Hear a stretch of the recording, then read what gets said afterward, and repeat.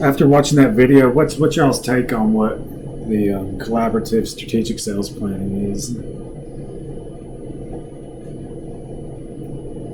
We're talking about thoughts in general. Just what did y'all take away from it as just in general, just what the scope of what that actually is, like what is a collaborative sales planning, strategic collaborative sales planning meeting? I mean, what I got from it was identify the what, challenge conventional or past beliefs about what your target market was and see if it's changed or adapted.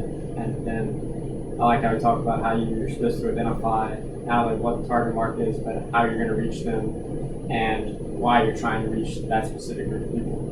Right. So that is the three most important points that he pointed out was the what, the why, and the how, and they kind of are all interrelated with each other. They kind of build off each other because the what is going to be questioned with the why, and then obviously the how is going to question both of them. Well, how are you going to make it happen? So pretty much just long and short, the scope of one of these meetings is just to throw your sales team in a room and just let them really it's a time for everyone to come together and kind of brainstorm and just really kind of think outside the box a lot of times. And like you said, it's not just about stuff that you've been doing. It's also in questioning how you're doing it. It's also stuff that that you plan on doing or that maybe that you haven't even planned on doing. This is just a time for everyone to come together, and a lot of, like you said, a lot of times you'd be surprised on some of the ideas that come out, and especially like a lot of people's true feelings on a lot of the processes come out as well. Like people think, oh, well, that's not going to happen. Like he says, the cold calling, and we all talked about what cold calling was the other day, how he said usually people think of that as just a complete waste of time, and a lot of people do feel that way. So it's just really a time for people to really come together and just put their thoughts together and try to think of some strategies. What are some of the benefits you think could come out of one of these sessions? I think it definitely motivates the sales team more than just saying, hey, here's your job, drive these numbers up. It makes it more about them, and they'll probably do a better job if they feel like their company actually cares about the way they go about it, instead of just saying, oh, sell. Right, so it kind of just gives them more of a feeling of being included in the inner circle, pretty much, and just being included in the actual process of creating the actual sales plan. And like you said, instead of just being like, this is your job, this is how you're going to do it, don't ask me what, why, or how, just go do it. These are the numbers we want you to hit.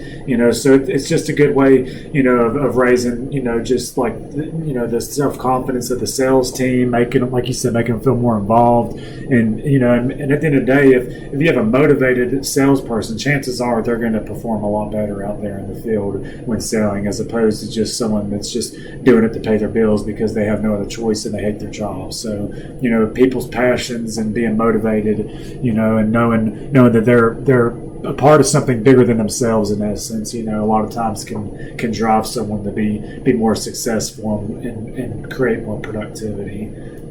When did they say was normally the best time of the year to hold one of these meetings? September, October. Right, in the fall time. Why did they say that this was one of the good times of the year to actually hold this meeting? And it gives you a head start for the next year. Like you were saying, like some companies get pushed back even until January, February of the year they're actually planning for, so they're like behind the eight ball. Right. So it just really just gives you a good time frame to work with. If you're generating these ideas, then in late or early in the third quarter, then you still have a whole quarter to think about what you want to do moving into the next year. What could be a downside? What could be an industry where it'd be a downside to wait? It could be looked at as a downside to wait until the fall to have a strategic planning session.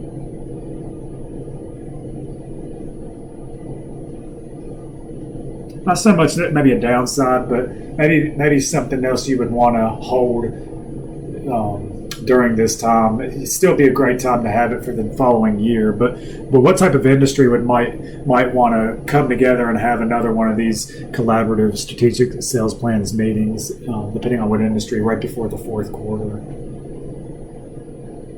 Think about holiday seasons, like the retail stores. If you're selling merchandise, like if fourth quarter is your biggest quarter for having sales, based upon Christmas and Thanksgiving and stuff of that sort, don't you think it might be a good idea, even though you've already had, say, for 2019, we had our meeting in the fall of 18, maybe to bring everyone back together and just make sure everyone's still on the same page and see if anyone's ideas have changed going into that fourth quarter, because we know that's going to be the highest, revenue producing quarter of the actual year. So myself, I know it wasn't said and mentioned in the video, but myself personally, I think it would be a good idea to reassess and, come back together as a team during that time. And obviously, working in teams a lot of times can be beneficial too, because it obviously relieves the workload a lot of times. A lot of times, maybe salespeople might go out and work as teams in selling, so they can build off each other's energy. So just pretty much the main point I took away from it was you can just generate much better ideas. And the main thing is making these salespeople feel a part of it and motivating them and give them some interest in it, their own interest being able to be brought forward. Did anyone else see anything interesting? How do you think it related to the slides we went over? Did you see some stuff that we covered on the slides being mentioned in the video at all? Other than cold calling being a waste of time? I thought it related pretty well for the most part. And I liked how I talked about, or made a comment about, it's like hard to get a hard or for sure transparent ROI when you're marketing efforts. I thought that was a really good piece of advice, right? Because it is so hard to get an actual food. But I think by going over, as a team, what works for this person, what works for this person, what doesn't work as a group, that helps get your number closer to the actual true ROI when you're marketing. Right, I agree, because they said a lot of times, as opposed to having these type of meetings, a lot of times these strategic sales meetings they'll have, it's just they'll just throw a chart up there or a graph of, okay, well, here's our trends in the previous years. Obviously, we want to hit this mark, now go do it.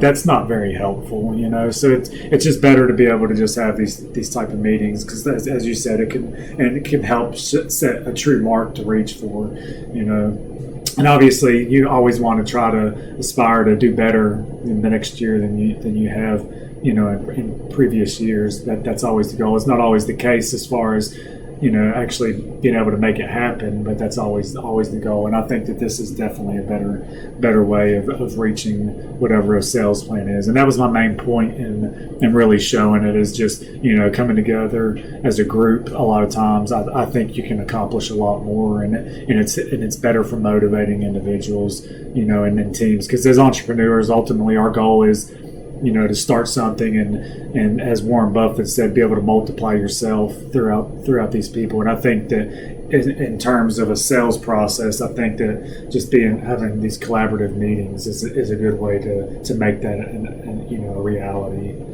just generally speaking. So that's really all I had today, unless anyone has anything else to add to the video or anything. Did y'all enjoy it? Did y'all take anything out of it? Or on Friday, the guest speaker will be here, so if y'all could please try to be here on Friday. And once again, his name is Mike McClanahan, and I'm not exactly sure what he'll be talking about. He, like I said, he's pretty much got a lot going on. So I just told him, gave him free reins of what to talk about. So it'll be a treat for all of us to be able to sit back and listen to him. I think y'all enjoy his little speech he gives and everything. And we'll leave some time at the end to let everyone ask questions for him and everything. So like I said, that's my goal moving forward, is to try to have someone from the outside come in moving forward on Fridays. But that's all I have for everyone today. Remember, the reflection paper is due this evening or tonight at 11:55. No reflection paper on this video. This was simply just to throw the idea of the collaborative strategic planning and stuff, and how it can relate to the sales process. So that's all I have for everyone. If no one has anything else they want to bring to the table, everyone good? Feel good to be through midterms? Yeah. Oh, All right, yeah. Great. that's good. Well, I appreciate your all's time, and y'all have a good day.